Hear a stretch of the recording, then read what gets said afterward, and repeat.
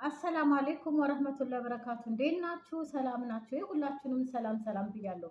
ዛሬ በህልማችሁ እስቲ ያው የብዙዎቻችሁ ጥያቄ ነው።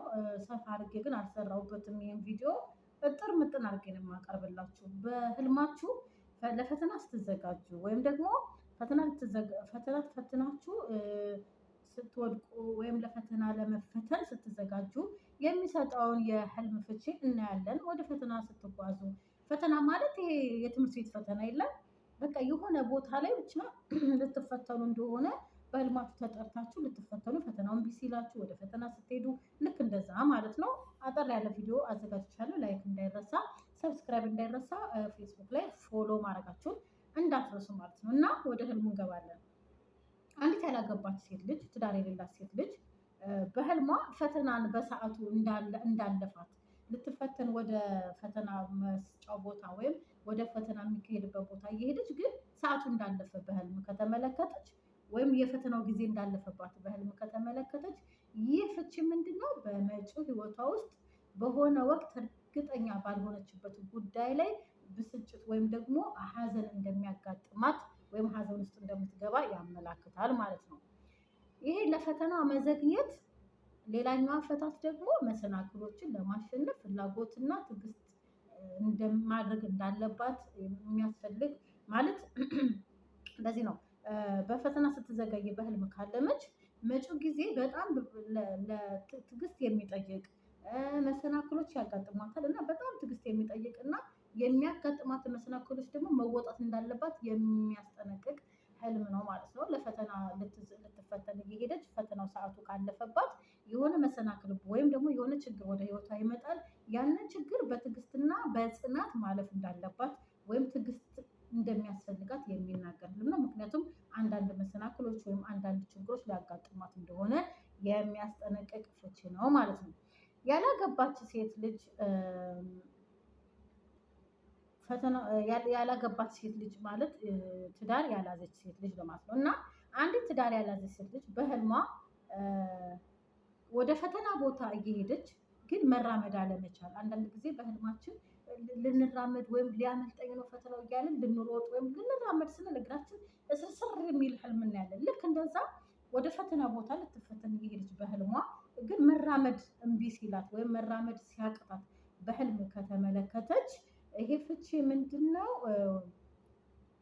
በህይወቷ ማንኛውንም የሚመጣ ህይወቷ ላይ የሚመጣ ማንኛውንም ነገር ለመወጣት ድክመቷን ወይም ደግሞ ኃላፊነት መውሰድ አለመፈለጓን ይገልጻል ማለት ነው።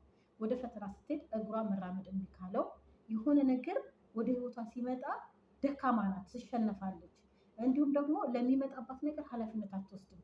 ይሄም ቢሆን እንዲህ በቃ ጠንካራ ሴት አይደለችም ማለት ነው። እንዲህ አይነቱን ህልም ማየት ወደ ፈተና እየሄደች እግሯ ሲተሳሰር ወይም ፈተና ላይ መድረስ አለመቻል፣ እንዲህ አይነቱ ህልምን ማየት ያላገባች ሴት ግዴታዎችን ላለመወጣት ፍራቻን፣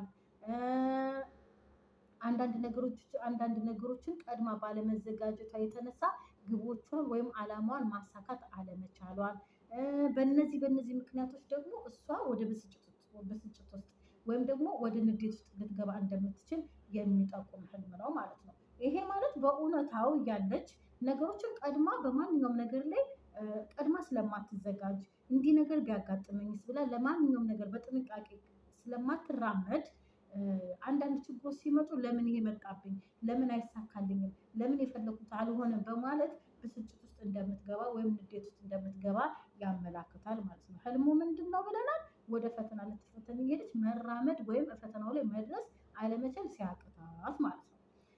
እሺ የህልም ሊቃውንቶች እና ተርጓሚዎች እንደተናገሩት ወይም እንደፈቱት ደግሞ አንድ ሴት በህልሟ ፈተናን ለመፈተን ስትዘገይ ማለም በህይወቷ ውስጥ ጉዳዮቿን ለማቀላጠፍ ልትጠቀምባቸው የምትችለውን ችሎታዎቿን ማጣቷን ይገልጻል ማለት ነው። ምንም አይነት ችሎታ እንደሌላት ይገልጻል ማለት ነው።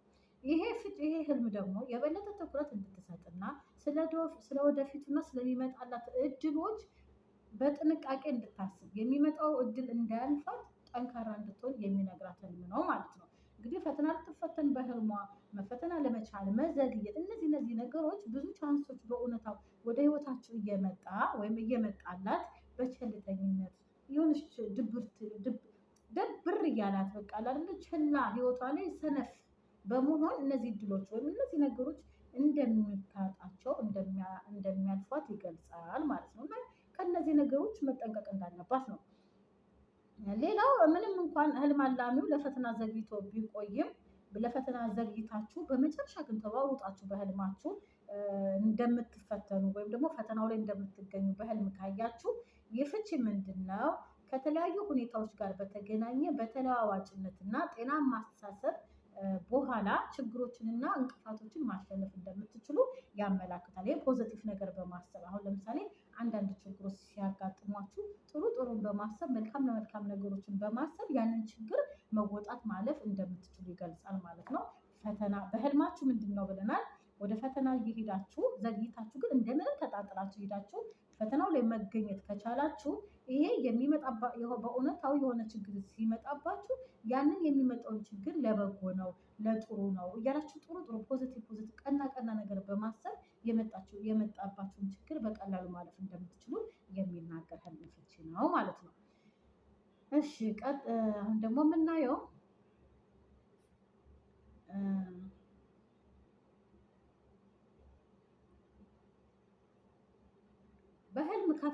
በህልም ውስጥ ከፈተና መዘግየት አንዳንዴ ከአቅማችሁ ከሆኑ በላይ ምኞቶችን ማሰብ እና እነዛን ምኞቶች ወይም ግቦችን ማሳካት አለመቻልንም ሊያመላክት ይችላል። እንዲሁም ደግሞ በአካባቢያችሁ ወይም ደግሞ በሌሎች ሰዎች ግፊት በስራ ቦታ በግል ግንኙነቶች ውስጥም ከችሎታችሁ በላይ የሆነ ግፊቶች እየደረሰባችሁ እንደሆነም ሊያመላክት ይችላል። ከፈተና ስትዘገዩ በህልም አለ እነዚህን ጉዳዮች ሊያመላክት ይችላል። አሁንም ከፈተና የመዘግየት ህልም ሁሌም በህልማችሁ ከፈተና ስትዘገዩ ልትፈተኑ እየሄዳችሁ ሲረፍድባችሁ እነዚህ ነገሮችን ማለም ምናልባት አስፈላጊ ውሳኔዎችን ለማድረግ መዘገየታችሁን አንዳንድ ጠቃሚ እድሎች ወደ እናንተ ሲመጡ እያለፋችሁ እንደሆነ ያንን እድል ለመጠቀም ደግሞ ፍርሃት እያደረባችሁ እንደሆነ ሊያስጠነቅቃችሁ ወይም ሊገልጽላችሁ ይችላል ማለት ነው። ከፈተና መዘግየት ራሱ በጣም ብዙ ፍቺዎች አሉት። አንዳንዴ የሆነ ነገር ለመወሰን ብላችሁ ፈራ ተባ የምትሉ ከሆነ እንደዚህ አይነት ህልሞችን ልታለሙ ትችላላችሁ። ግን ይሄ የምትወስኑት ነገር ለህይወታችሁ እኮ በጣም ጠቃሚ ሊሆን ይችላል። በመፍራት ብቻ ሳትወስኑ ትቀራላችሁ። ይሄንን በዚህ ህልም ሊገልጽላችሁ ይችላል ማለት ነው። ሌላው ከፈተና መዘግየት ሌላኛው አፈታት ደግሞ አሁንም ትልቅ ግቦችን ለማሳካት ወይም ደግሞ አዲስ ማንነት ለመገንባት የተለመዱ ልምዶችን ወይም እንቅስቃሴዎችን ለመተው ያላችሁን ፍላጎት ይገልጻል። ወይም ደግሞ አንዳንድ ጊዜ ስማችሁን ለማስተካከል ወይም ደግሞ ህይወታችሁን ለመቀየር ግባችሁን ለማሳካት አዳዲስ ነገሮችን ለማድረግ ከውስጣችሁ ጋር ግጭቶችን ላድርገው አላድርገው ልቀየር አልቀየር እነዚህ ነገሮች የውስጣዊ ግጭትንም ሊያመላክት ይችላል። በህልማችሁ ከፈተና ስትዘገዩ ካለማችሁ ይሄም አጋጥሟችሁ ሊሆን ይችላል ማለት ነው። አንዳንድ ጊዜ ከፈተና ዘግይቶ የሚሄድ ህልም አፋጣኝ ትኩረት ሊሰጠው የሚገባ ጠቃሚ ነገር እንዳለ ማስጠንቀቂያም ሊሆን ይችላል ማለት ነው። እናንተ በህይወታችሁ አፋጣኝ ትኩረት ሰጥታችሁ ማድረግ የሚገባችሁ የሆነ ነገር አለ ማለት ነው። በህልማችሁ ከፈተና ስትዘገዩ ካለማችሁ ቀጥታ ይህን ተግባር እንድታዩት ወይም ትኩረት እንድትሰጡት እያስጠነቀቃችሁ ሊሆን ይችላል ማለት ነው። ፍቺው ተማሪዎች ከሆናችሁ ደግሞ በእውነታው ተማሪ ከሆናችሁ እና በህልም ደግሞ ከፈተና ስትዘገዩ ፈተና ላይ ዘግይታችሁ ስትደርሱ ማለም ይሄ ምናልባት በእውነታው የመጨነቅ የአይምሯችሁ ነጸብራቅ ሊሆን ይችላል። በእውነታው የተጨነቃችሁ ተማሪ ስለሆናችሁ ፈተና ላይ በዛ የተጨነቃችሁ በህልማችሁ ከፈተና ስትዘገዩ ልታለሙ ትችላላችሁ። ይሄ የአይምሯችሁ ጭንቀት ሊሆን ይችላል። ለምን? ተማሪ ስለሆናችሁ ማለት ነው። ሌላው አንዲት ሴት ልጅ ለፈተና እየተዘጋጀች እንደሆነ በህልሟ ስታይ ገና እየተዘጋጀች ልትፈተን እየተዘጋጀች እንደሆነ በህልም ካየች ደግሞ ይሄ ፍቺ ምንድነው? ግቦቿን ለማሳካት ያላትን ትጋትና ጥረት ያሳያል ማለት ነው። ለፈተና መዘጋጀት ሌላኛው አፈታት ደግሞ የሚያጋጥሟትን መሰናክሎች ፈተናዎች ለማሸነፍ ያላትን ቁርጠኝነት ያመላክታል። ለፈተና ልትፈተኑ እየተዘጋጃችሁ እያጠናችሁ ወይም እያስተካከላችሁ በህልም ካለማችሁ የምትፈልጉት ቦታ ላይ ለመድረስ ጥንካሬያችሁንና ጥረታችሁን ይገልጻል ማለት ነው። ሌላው ደግሞ አንዲት ያላገባች ሴት ልጅ ለፈተና ለመፈተን እየተዘጋጀች እንደሆነ በህልም ካየች ለስራ ውጤት ወይም ደግሞ ለስራዋ ያደረገችውን ቁርጠኝነት የሚያሳይ ሲሆን ይህም በመጨረሻ ወደ አንድ ጉልህ ስኬት ውስጥ እንደምትደርስ ወይም ወደ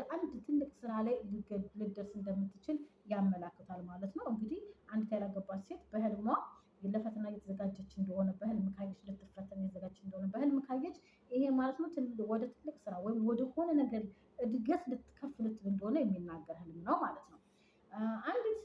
አንዲት ሴት በህልሟ ውስጥ ለፈተና የተዘጋጀች እንደሆነ ካየች ይህ ተቃዋሚዎቿንና በመንገዷ ላይ እንቅፋቶቿን በሙላ በድፍረት ማሸነፍ እንደምትችል፣ መሰናክሎችን መውጣት እንደምትችል ያላትን ጥንካሬና ችሎቷን ይገልጻል ማለት ነው።